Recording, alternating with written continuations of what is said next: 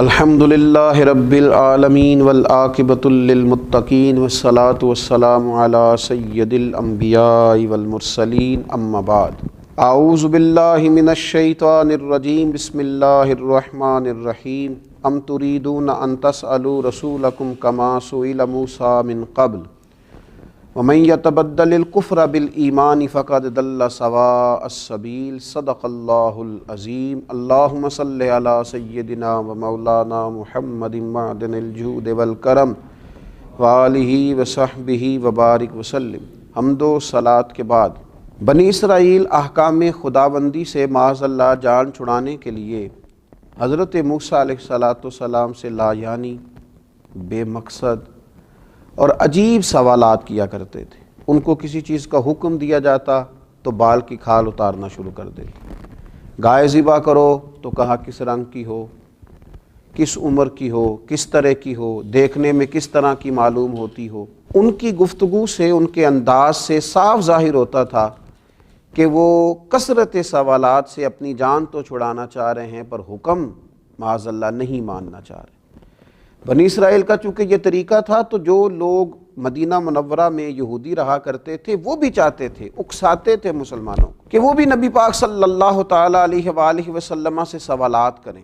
کثرت سوالات کے لیے اکساتے تھے۔ اللہ تعالیٰ نے قرآن مجید میں ان کی اس بات کا تذکرہ کیا اور کہا کہ ام تریدون ان تسألوا رسولکم کما سئل موسیٰ من قبل، کیا تم بھی اپنے رسول صلی اللہ تعالیٰ علیہ وسلم سے ایسے ہی سوالات چاہتے ہو جیسے اس سے پہلے حضرت موسیٰ علیہ السلام سے پوچھے گئے؟ اب قرآن مجید کا انداز دیکھیے۔ اس بات کا تذکرہ کرنے کے بعد کہ ام تریدون ان تسألوا رسولکم کما سئل موسیٰ من قبل، کیا تم بھی اپنے رسول صلی اللہ تعالیٰ علیہ وسلم سے ایسے ہی سوالات پوچھنا چاہتے ہو جیسے موسیٰ علیہ السلام سے پوچھے گئے اس سے پہلے؟ یہ بات بیان کرنے کے بعد اب انداز کیا اختیار فرمایا؟ وَمَن يَتَبَدَّلِ الْكُفْرَ بِالْإِيمَانِ، تو جس نے ایمان کو کفر سے بدل دیا، فَقَدْ ضَلَّ سَوَاءَ السَّبِيلِ، تو وہ سیدھے رستے سے بھٹک گیا۔ سوال پوچھنا برا نہیں، لیکن اپنے علم میں اضافے کے لیے پوچھا جائے، اپنی الجھن کو دور کرنے کے لیے پوچھا جائے، اپنی معلومات میں اضافے کے لیے پوچھا جائے، اپنے دینی اخلاقی امور صحیح طور پر سر انجام دینے کے لیے سوالات کیے جائے، لیکن بلا وجہ سوال کرنا، بغیر مقصد کے سوال کرنا، فضول ابحاث میں الجھے رہنا، اب تو یہ حالت ہو گئی ہے کہ دیکھنے سے یوں محسوس ہوتا ہے کہ معاذ اللہ شاید دین صرف بحث کے لیے دنیا میں آیا، اور کئی دفعہ تڑپ جاتی ہے طبیعت ان چیزوں کو دیکھ کر کہ ہر وقت بحث، ہر وقت بحث، ہر وقت کچھ چیزوں کو معاذ اللہ تختہ مشق بنا لیا گیا ہے۔ کب مسلمان عمل کرنا شروع کریں گے؟ اتنا سیکھا ہے تو عمل کب کریں گے؟ بہت بڑا یہ روحانی مرض ہے کہ انسان صرف بال کی کھال اتارتا رہے، پوچھتا رہے، عمل کا رستہ اختیار نہ کرے۔ اللہ کے پیارے رسول صلی اللہ تعالیٰ علیہ وآلہ وسلم نے فرمایا تمہیں میں جس چیز میں آزادی دوں مجھے چھوڑے رکھو۔ فرمایا تم سے اگلے لوگ انبیاء علیہم السلام سے زیادہ سوالات کرنے کی وجہ سے ہلاک ہو گئے۔ حضور سید عالم صلی اللہ تعالیٰ علیہ وسلم فرمانے لگے جس چیز کا میں تمہیں منع کر دوں کسی کام سے کرنے سے تو اس سے باز آ جایا کرو، اسے چھوڑ دیا کرو، اور جس کام کے کرنے کا حکم دوں جہاں تک ہو سکے اس پر عمل کرو۔ مقصود تو عمل کرنا ہے۔ صحابہ کرام علیہم رضوان فرماتے ہیں ہمیں نبی پاک صلی اللہ تعالیٰ علیہ وسلم نے 3 چیزوں سے منع کیا۔ ایک تو حضور نے ہمیں کیلو کال سے بحث و مباحثے کرنے سے منع فرمایا، ایک مال ضائع کرنے سے منع فرمایا، اور ایک حضور نے کثرت سے سوالات کرنے سے منع کیا۔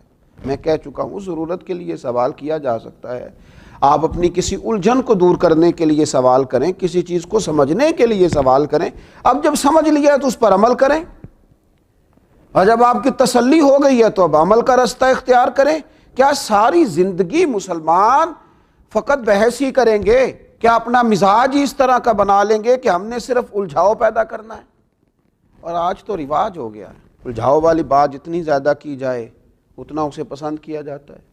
اب کوئی انوکھی بات ٹٹول کے لائیں، آپ کہیں کوئی انوکھی بات میں کروں گا، کوئی نرالا فلسفہ بیان کروں گا، ذرا سب سے ہٹ کے چلوں گا، تو یہ آپ کے معروف ہونے کے لیے بڑا اہم سنگ میل ثابت ہوگا۔ لیکن اگر سیدھا سیدھا اخلاقیات کا درس دیا جائے، صحیح عقائد پر قائم رہنے کی بات کی جائے، اللہ اور اس کے رسول صلی اللہ تعالیٰ علیہ وسلم کی فرما برداری کی بات کی جائے اور دین اسلام کے بنیادی اصولوں پر عمل کرنے کی بات کی جائے، تو لوگ کہتے ہیں یہ تو وہی ہے جو سارے کر رہے ہیں۔ خدا کے بندو، دین دنیا میں عمل کے لیے آیا ہے، اخلاق سنوارنے کے لیے آیا ہے، کردار نکھارنے کے لیے آیا ہے، اور دنیا میں پیغام امن اور پیغام محبت اور پیغام توحید و رسالت عام کرنے کے لیے آیا۔ فقط بحث کی جائے گی، سارا دن بحث کی جائے گی، کوئی نہ کوئی نئی بات کریں گے علماء، کبھی احقاق حق کے لیے علمی بات کرنی ہوئی، کوئی علمی مباحثہ کرنا ہوا تو کریں گے، لیکن باقیوں کے ذمے تو عمل کرنا ہے، وہ عمل کریں اور عمل کا رستہ اختیار کریں۔ حضرت سیدنا انس بن مالک رضی اللہ تعالیٰ عنہ یہ روایت بیان کرتے ہیں، اور اس انداز کو ذرا سمجھنا، اس کیفیت کو سمجھنا۔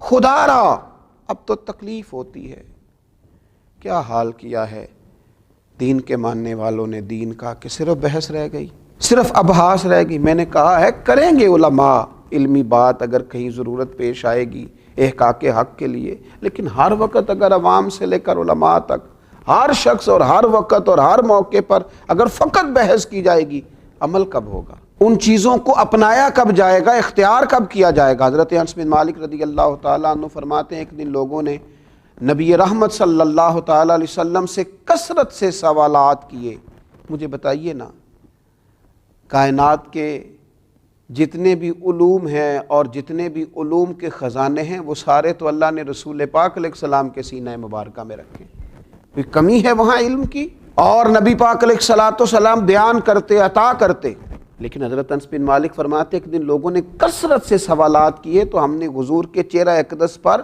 ناراضگی کے آثار دیکھے۔ چنانچہ نبی پاک علیہ السلام منبر پر بیٹھ گئے، فرمایا پوچھو جو پوچھنا ہے، کرو سوال۔